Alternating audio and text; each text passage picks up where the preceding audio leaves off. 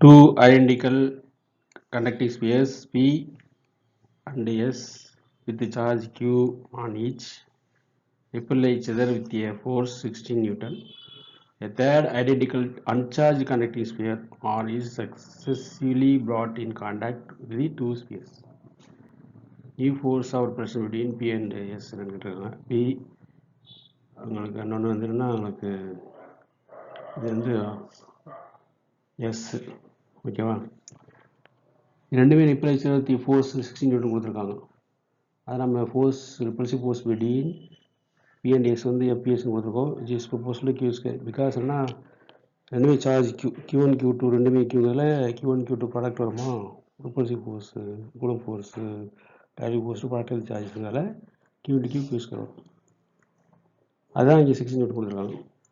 இப்போ B and R பேர் இன் கான்டாக்ட்னு வச்சுங்களேன். அப்போ வந்து என்ன இந்த பியும் ஆரும் இந்த அவரோட மேக்னெட் வந்து Q/2 ஆகும் Q/2 ஆகும். பிக்கும் Q/2 வரும் ஆருக்கு Q/2 வரும். அட்டாச் பண்ணி பிடிக்கும்போது அதே மாதிரி எஸ்ஸும் ஆரும் பேர் இன் கான்டாக்ட் அப்படிங்கும்போது உங்களுக்கு மறுபடியும் இது ஆல்ரெடி Q/2 இருக்கிறதால எஸ்ஸாக இருக்கும்போது இது 3Q/4 ஆகும், இது 3Q/4 ஆகும். So new force between B and எஸ்ஸும் போது இங்கே FBS dynamic force Q square அப்படிங்கும்போது இப்போ நியூ ஃபோர்ஸ் என்ன இருக்கும் அப்படின்னா proportional to Q/2 into 3Q/4 முன்னாடி Q இன்ட்டு Q ஸ்கொயர் வந்துச்சு. இப்போ Q/2 இது வந்து பி அண்ட் ஆர், இது வந்து எஸ் அண்ட் ஆர். இப்போ Q இன்ட்டு 3க்கும் போது 3Q ஸ்கொயர் வருது, கீழே 2 இன்ட்டு 4 8. So dynamic force 3/8.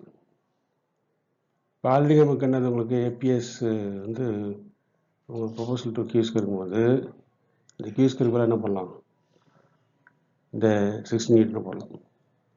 இப்போ 3/8 அப்படி இருக்குது. Q ஸ்கொயர் போல் 16 போடும்போது இங்கே 180 சைட் 2 8 60. So 3 2 6, so 6 Newton.